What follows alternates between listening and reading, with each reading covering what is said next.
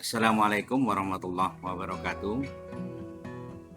Istilah boleh atau tidak boleh, atau juga dalam istilah medis, indikasi atau kontraindikasi berpuasa Ramadan pada pasien diabetes mellitus tipe 2 sebenarnya kurang tepat. Karena puasa Ramadan merupakan masalah spiritual dan bertitik tolak pada keyakinan seseorang untuk melaksanakan kewajibannya sebagai umat Islam yang tentunya umat yang beriman dan bertakwa. Puasa Ramadan merupakan salah satu rukun Islam yang wajib dilaksanakan bagi umat Islam yang berakal dan balik. Begitu juga bagi penderita diabetes mellitus tipe 2. Namun pelaksanaan puasa Ramadan tersebut tidak boleh memicu suatu keadaan yang dapat memberatkan, bahkan membahayakan seseorang yang melaksanakannya. Dalam menjalankan puasa di bulan Ramadan bagi pasien diabetes mellitus tipe 2, mungkin saja dapat menimbulkan masalah kesehatan yang serius. Dan terkadang sebagian pasien bersikap tidak peduli dan tetap melaksanakan puasa meski secara medis dapat membahayakan dirinya. Oleh karena itu, ada baiknya menjelang tibanya bulan Ramadan, pasien diabetes mellitus harus mempersiapkan kondisi medis yang optimal, baik fisik dan mental terkait dengan penyakit yang dideritanya.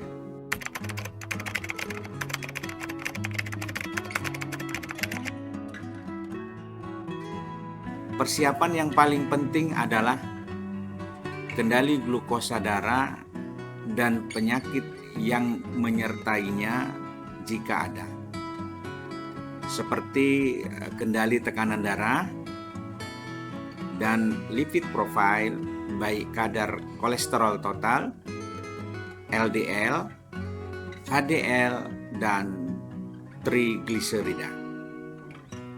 Untuk capaian tersebut, tentunya dengan cara mengunjungi dokter untuk berkonsultasi tentang kondisi medis setidaknya 6-8 minggu menjelang tibanya bulan Ramadan. Apakah kondisi medis sudah optimal dan aman jika berpuasa? Apakah perlu perubahan atau peningkatan dosis obat? Dan dokter akan menentukan stratifikasi resiko kondisi medis pasien diabetes mellitus tipe 2 jika nantinya melaksanakan puasa Ramadan. Apakah termasuk resiko sangat tinggi, atau resiko tinggi, atau resiko sedang dan ringan?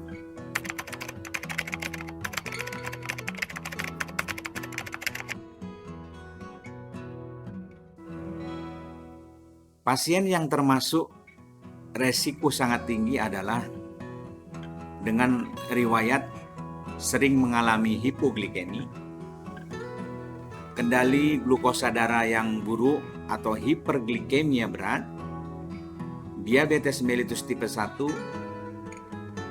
mengalami sakit akut atau mendadak, menjalankan pekerjaan fisik yang berat, dalam keadaan hamil, dan dengan dialisis kronik atau cuci darah reguler.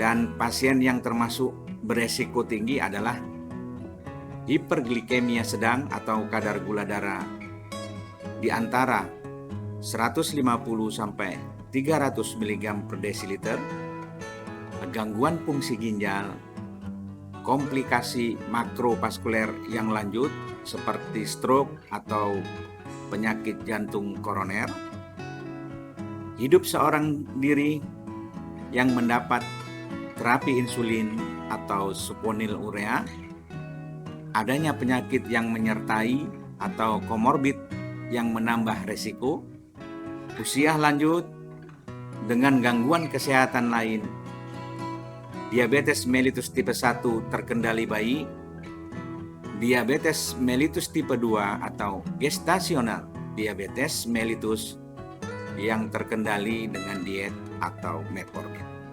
serta yang termasuk beresiko sedang dan ringan adalah pasien diabetes mellitus tipe 2 yang terkendali baik hanya dengan terapi gaya hidup atau kombinasi dengan obat anti diabetik oral atau dengan obat anti diabetik injeksi berupa GLP-1 agonis atau hanya dengan insulin basal saja.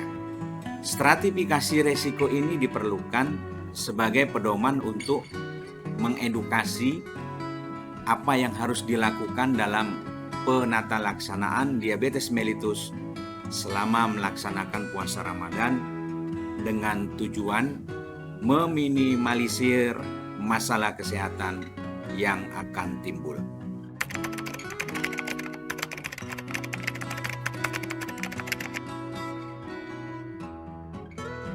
Masalah kesehatan ringan hingga yang serius dan memerlukan perawatan di rumah sakit dapat terjadi pada pasien diabetes mellitus tipe 2 yang berpuasa Ramadan, terutama pada pasien dengan kendali glukosa darah sebelumnya tidak terkontrol baik.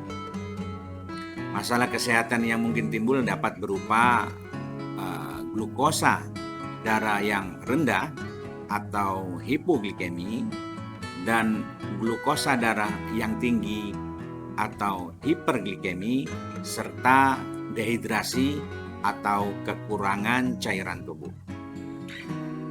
Asupan makan yang kurang diketahui merupakan salah satu faktor resiko terjadinya hipoglikemi. Dan kejadian selama bulan Ramadan meningkat dibanding sebelum bulan Ramadan. Serta dugaan hipoglikemi sebagai penyebab kematian tidaklah jarang. Sedangkan hiperglikemi mungkin dapat disebabkan karena pengurangan dosis obat secara berlebihan dan banyak mengkonsumsi makanan serta gula. Kejadian hiperglikemi berat atau kendali sangat buruk meningkat 5 kali lipat selama puasa Ramadan. Pembatasan asupan cairan atau minum lebih-lebih bila berlangsung lama dapat menyebabkan dehidrasi. Lebih lanjut, hiperglikemi dapat menyebabkan diuresis osmotik atau produksi air kemih berlebihan, dan hal ini dapat lebih meningkatkan kekurangan cairan serta elektrolit.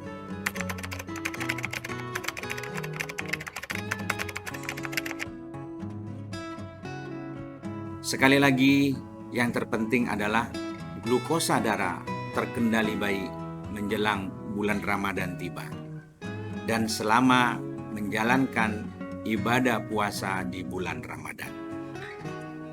Jika belum terkendali baik, konsultasikan kepada dokter untuk mendapatkan terapi yang tepat. Untuk mengidentifikasi dan mencegah kejadian hipoglikemi atau hiperglikemi, diperlukan pemantauan glukosa darah mandiri selama menjalankan ibadah puasa Ramadan. Dengan cara memeriksa kadar glukosa darah secara mandiri dengan alat glukometer, yaitu pada waktu-waktu tertentu seperti saat sebelum makan sahur, saat pagi hari sebelum pukul 9, saat tengah hari, saat menjelang sore atau waktu pertengahan antara siang dan sore hari, saat sebelum berbuka puasa, 2 jam setelah berbuka puasa, dan kapan saja atau sewaktu-waktu jika merasakan gejala hipoglikemi atau hiperglikemi. Bagi yang beresiko sedang atau rendah, pemeriksaan glukosa darahnya sekali atau 2 kali sehari. Sedangkan yang beresiko tinggi atau sangat tinggi harus dilakukan beberapa kali dalam sehari. Sedangkan untuk mencegah terjadinya dehidrasi dengan meminum cukup air atau minuman tanpa pemanis, terutama di antara waktu makan utama, waktu berbuka dan sahur, yaitu di waktu setelah sholat tarawih dan sebelum tidur. Hindari minuman manis seperti sirup, jus kaleng, atau jus buah segar dengan tambahan gula. Kurangi minuman berkafein seperti kopi, teh, dan minuman kola, karena minuman tersebut dapat berfungsi sebagai diuretik atau produksi air kemih berlebihan yang dapat menyebabkan dehidrasi.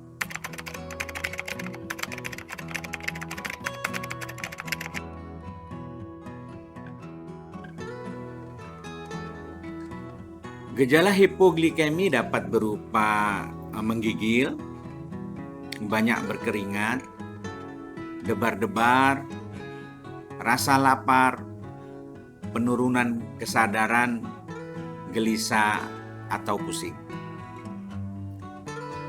Sedangkan gejala hiperglikemi dapat berupa rasa haus yang sangat, rasa lapar, poliuri atau banyak berkemih, kelelahan, gelisah, mual dan muntah, atau nyeri di daerah perut.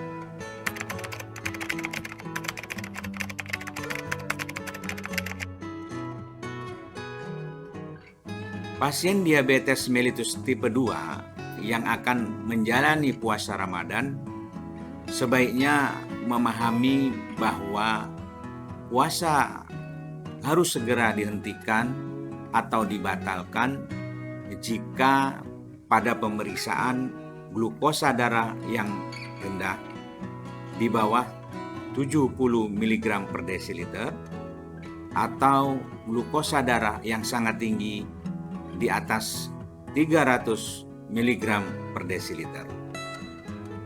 Ada mengalami gejala hipoglikemia, gejala hiperglikemia, gejala dehidrasi, atau mengalami penyakit akut seperti demam, diare, mual, dan muntah.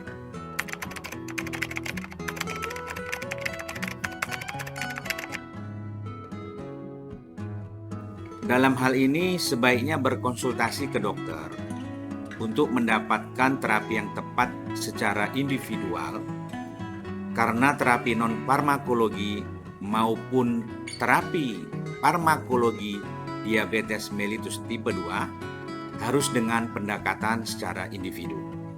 Dengan kata lain, pengobatan bisa saja berbeda dari satu orang dengan orang yang lain.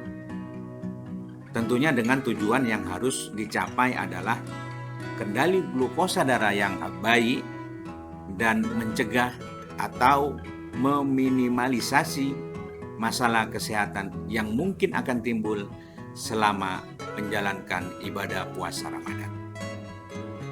Mari kita sambut datangnya bulan Ramadan, bulan dengan berbagai kemuliaan, dengan kekuatan fisik dan mental, serta semangat untuk beribadah. Marhaban ya Ramadan. Wassalamualaikum warahmatullahi wabarakatuh.